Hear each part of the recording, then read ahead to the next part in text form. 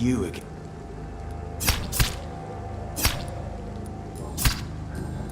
Do you need medical? Yeah, I do. So you can sell them on the black market? Fair enough, Doctor. Goodbye, Mr. Dick.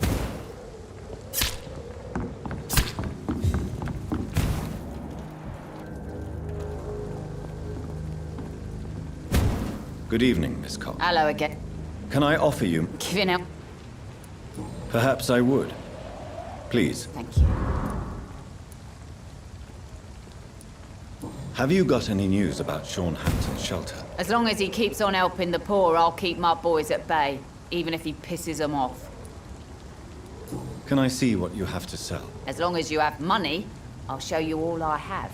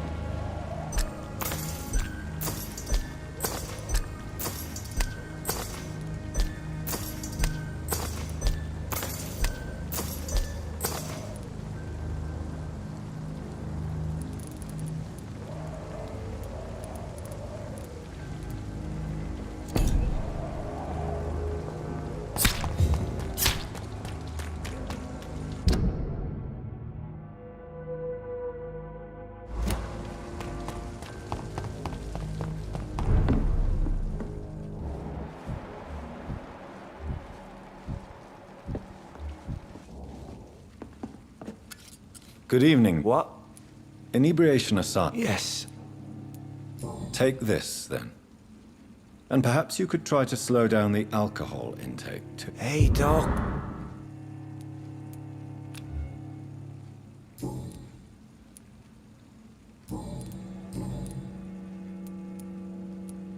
Surely you must have had dreams and expectations when you were young, like everybody else. Sure. I wanted things to change. To really change, and to change for good. The bigger the dream, the harder the fall. Sounds like you were an idealist, which is honorable. No, sir. I was an anarchist, and I believed that exclusive property is a robbery in nature. I wanted a new world to rise from the ashes, Dr. Reed. Do you really think the world is that bad? No, I believe we all can choose to make it better. But most of us are too weak, too corrupt and too guilty. I failed for sure, but others will come.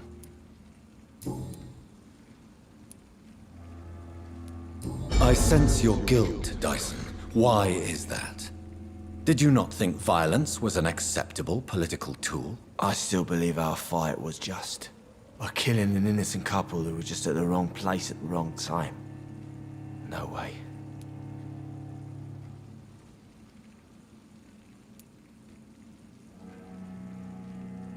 That bomb also killed you that day, don't you see? You just die a slower death, drink by drink. I know. Maybe I deserve judgment. Until that day, I'll just be Dyson the drunk, not Dyson the murderer.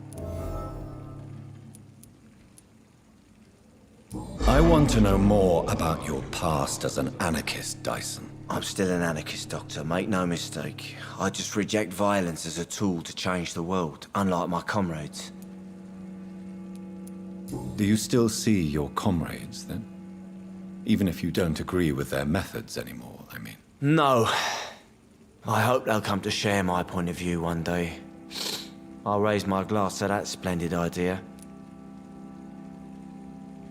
Do you believe in a bloodless revolution, then? I do not believe in much anymore, Doctor. But I'll admit I like your idea of peaceful change. I like it a lot. I want you to remember the bomb, Dyson. Tell me about it. No, I don't. I don't want to remember it.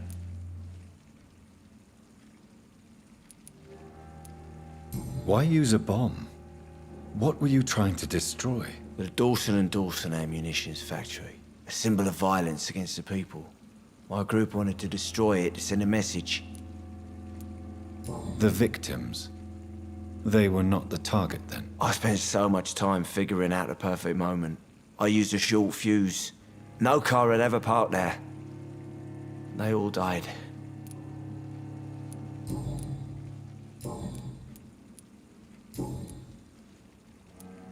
Is there anything in particular that you like about this part of town? Except for the cheap drinks, I mean. How dare you say such a thing? I love this neighborhood. So friendly. So joyful.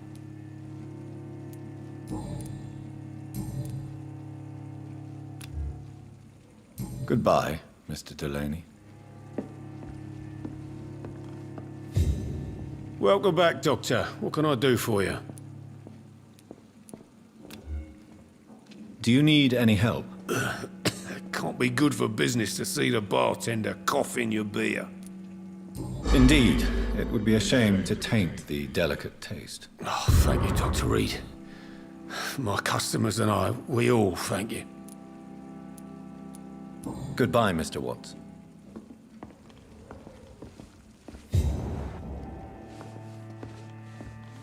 You still working at this hour? That's what I call dedication. Do you require medical assistance, Miss Cavendish? Don't feel so good if you have to know. I knew that keeping the bar open with the epidemic wasn't a good idea. Take this. It'll help. Perhaps you should think about closing the Turquoise Turtle for a while. Tom always said we got to keep the doors open. But thank you, Doctor.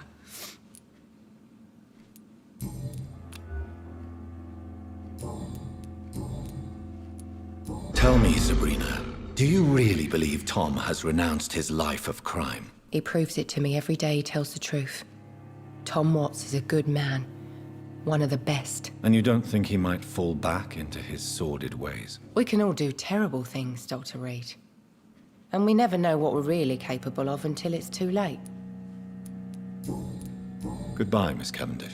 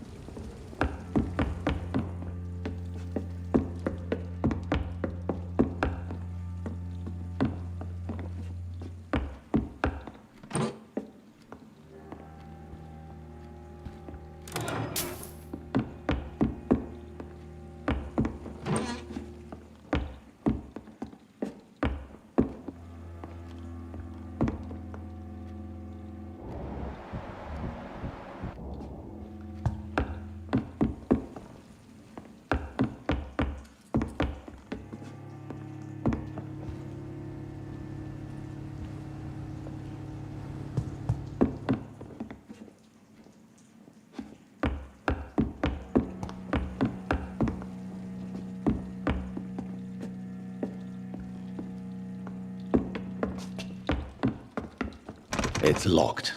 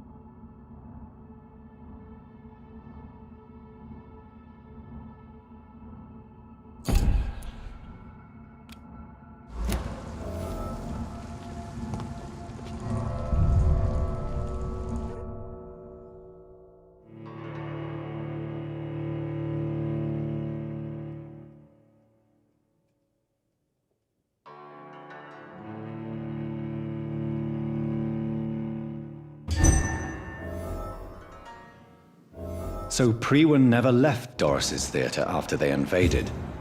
They must be holding Edgar here in their new headquarters.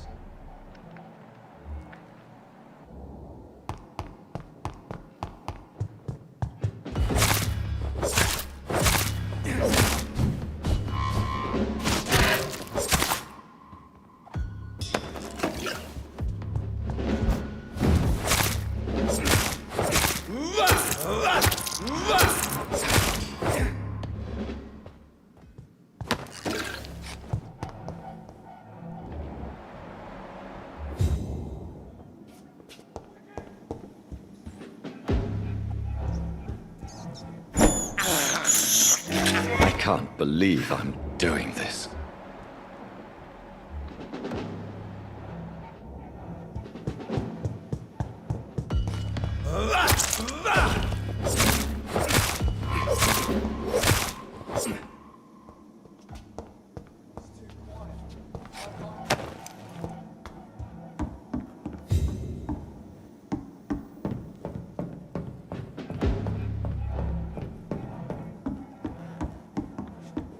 It's locked, all right.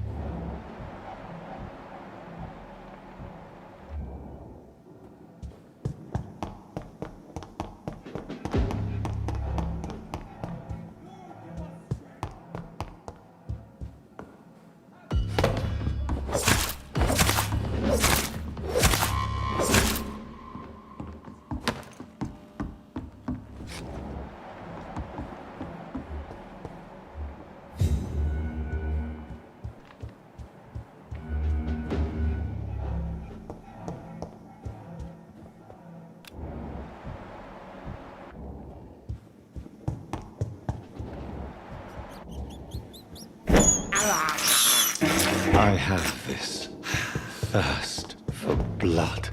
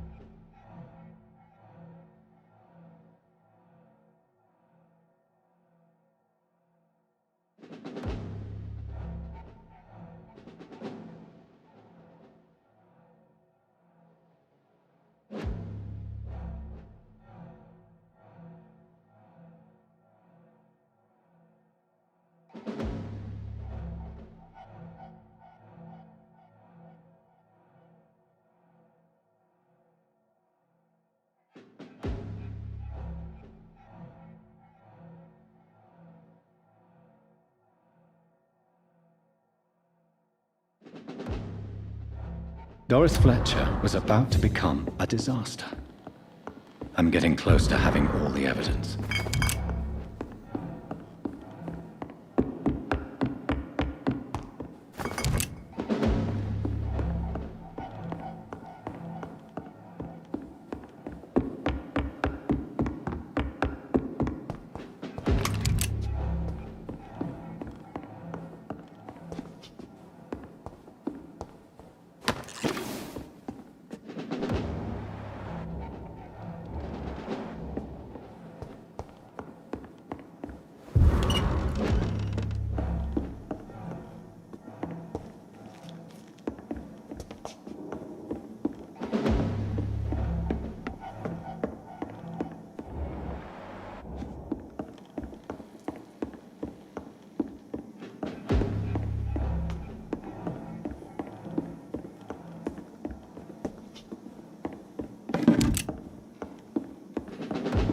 It's locked.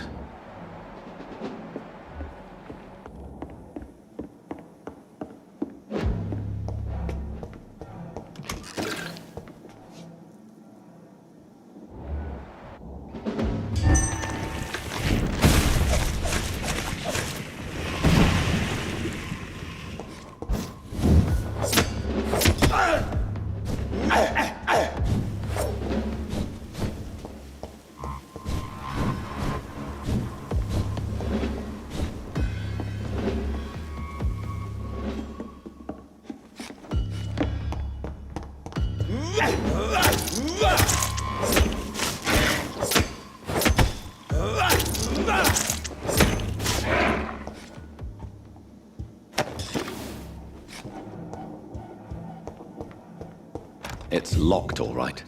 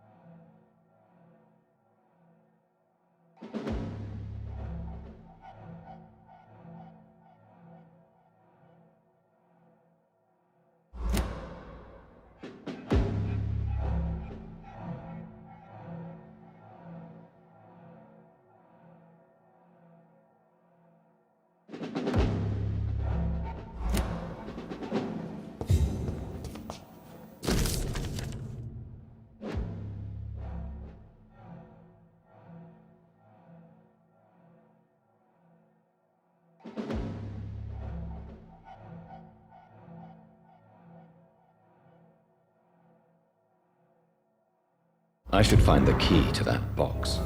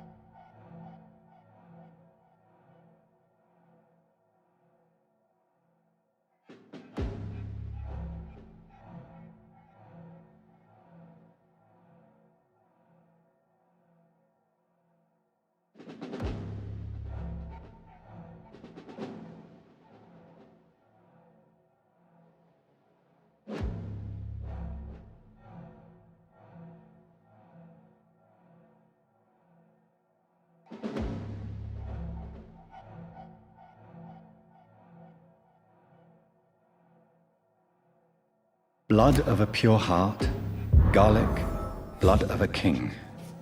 I don't understand. Perhaps this is what McCullum drank. I had better keep that in mind.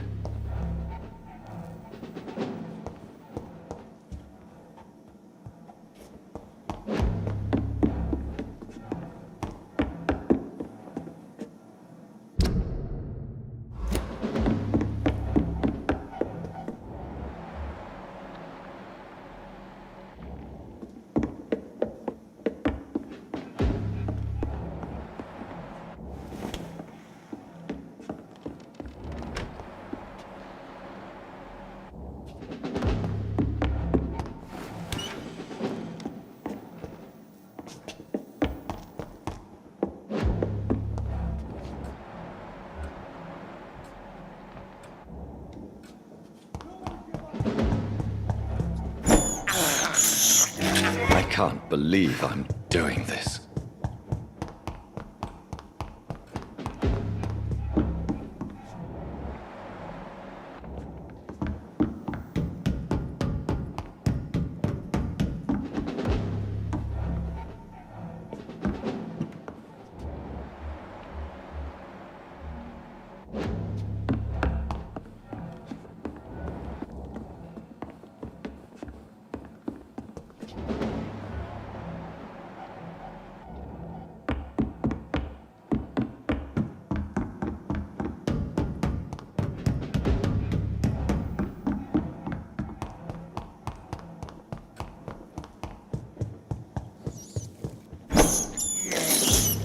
This is despicable.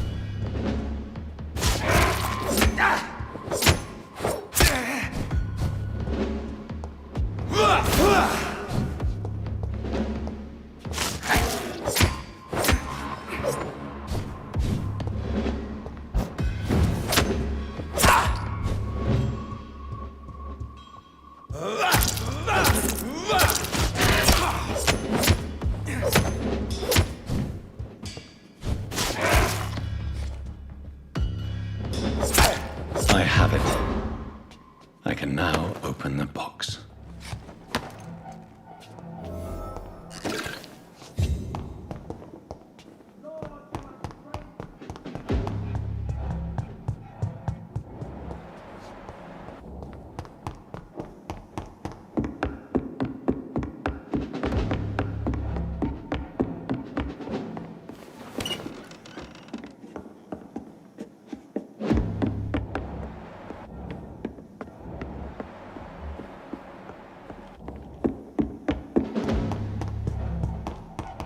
I really don't know if I should read this.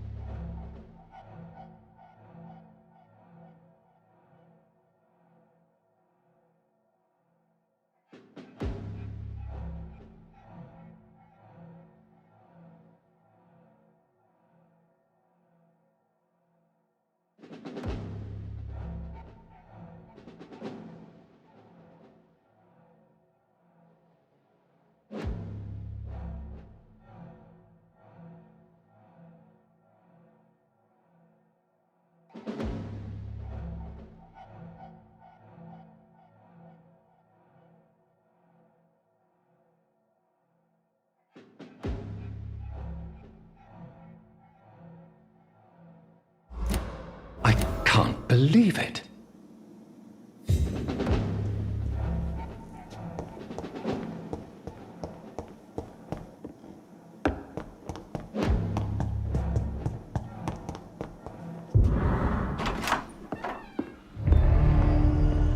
Edgar. Edgar, can you hear me? Jonathan, is it really you? Easy. Easy. Save your strength. I'm getting you out of here.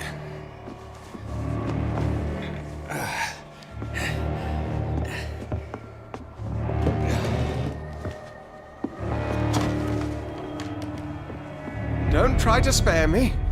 As a physician, I know all too well when it's too late. Punctured lung, broken ribs, and internal bleeding. An accurate diagnosis, wouldn't you say?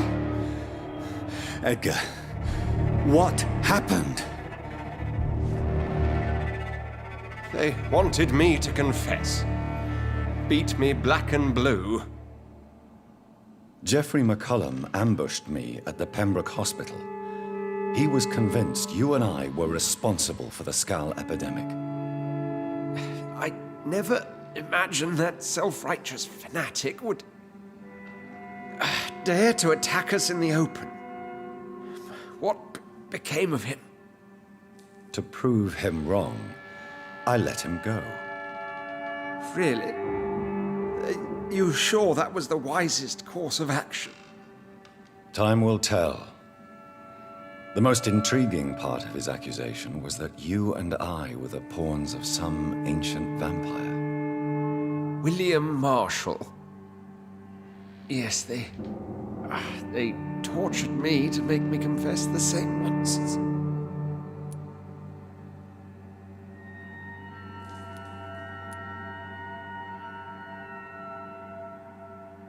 I think you're hiding something, Edgar.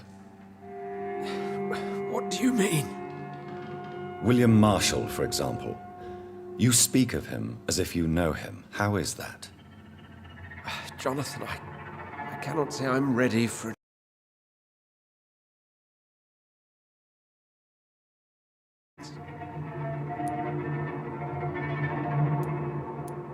Why would the Guard of Priwen believe you and I created the vampire epidemic? Maybe due to our profession? Because I offered you shelter in my hospital. What can you tell me about William Marshall? Not much. History paints the story he was the greatest knight who ever lived. Amongst the immortals, he had a yet greater legend. Why is the Guard of Priwen so obsessed with him? He was the only ancient vampire to escape the first great hunt launched by the Guard of Priwen in 1854. They believe he's an evil creature plotting his return. Why would he deserve such a reputation? I cannot say. The Brotherhood of St. Paul's Stole has next to no intelligence on him. All I know is that he's supposed to be the oldest of all the British vampires.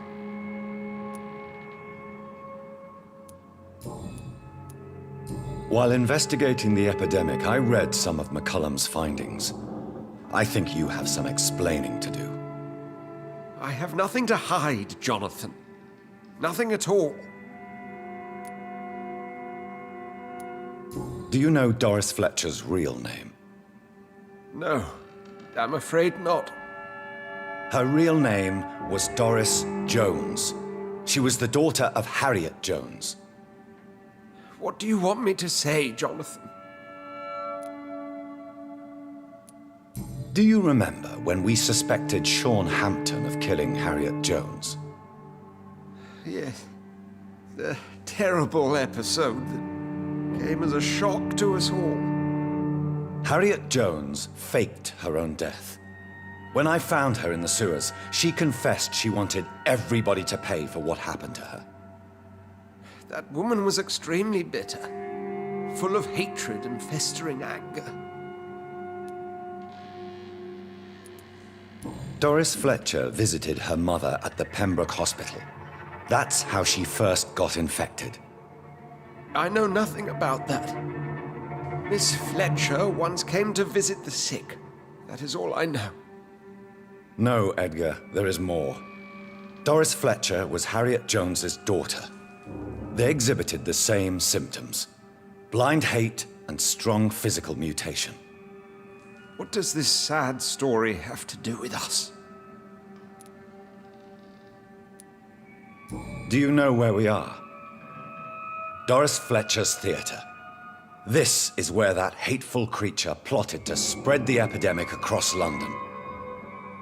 I only briefly met Miss Fletcher once when she visited the Pembroke Hospital. You say it was to see her mother. She seemed like such a sweet and graceful woman. My point exactly. The disease turned her into a bitter soul, driven by vengeance just like her mother. A symptom of all the infected patients. Certain diseases are known to produce similar effects. Rabies, for example. And rabies is not the devil at work. Come on, Edgar. Don't you see the pattern here? The epidemic, the link between Doris and Harriet, the suspicion of McCullum. How could I? I never saw Harriet Jones again after she fled the hospital. Doris and Harriet shared more than a hidden family bond. They were the embodiment of the epidemic and are linked to the Pembroke Hospital. Come on, Edgar, this is no coincidence. I swear I'm at a complete loss. All I did was administer vampire blood to cure old Harriet. There was no evil plan, no diabolical plot. You did what? I tested the regenerating and healing properties of vampire blood on Harriet Jones. My only intention was to find the cure for influenza, I swear. Whose blood did you use? William Marshall's? Mine? Lady Ashbury's. While transfusing her with human blood, humanely appeasing her hunger, I also kept samples of her blood for my research. You used her blood on Harriet Jones? My God, Edgar, that's unethical. You betrayed 2 of your patients at the same time. Right, I admit it. I boldly ventured into experimental realms, but I've killed no one to appease my thirst for knowledge, Jonathan. I'm no murderer. I never asked to become what I am, Edgar. You chose to conduct your rogue experiments. You have worked beside me. You saw what I'm doing at Pembroke Hospital. Jonathan, you know I'm not an evil soul. Just another victim of this tragedy.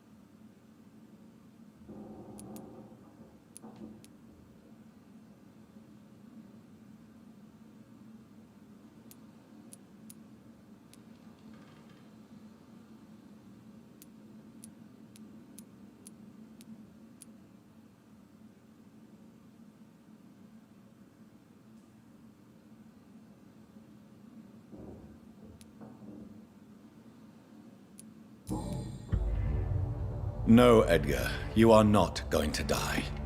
Unless you want to. What do you mean? I can save you, Edgar. I can turn your broken body into one like mine. You truly would? After all I've done, after all that's been said, you would offer me this gift? I have no way of knowing which punishment would be worse, Edgar. But it is not for me to decide. So? Oh, please, Jonathan, please. I beg you. This is what I've always wanted. This is what I've always searched for. Very well, then.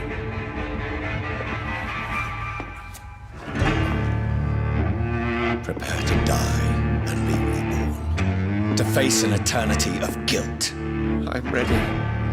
Oh, indeed, I am ready.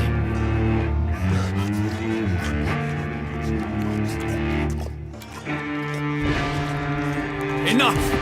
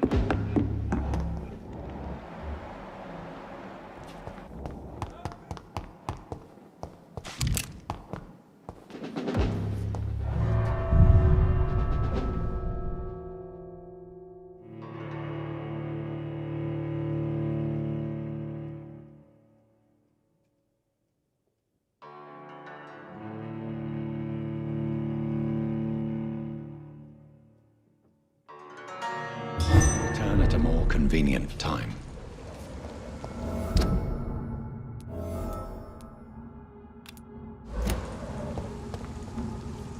So Harriet Jones became the original carrier when Edgar gave her vampire blood. I must tell Elizabeth.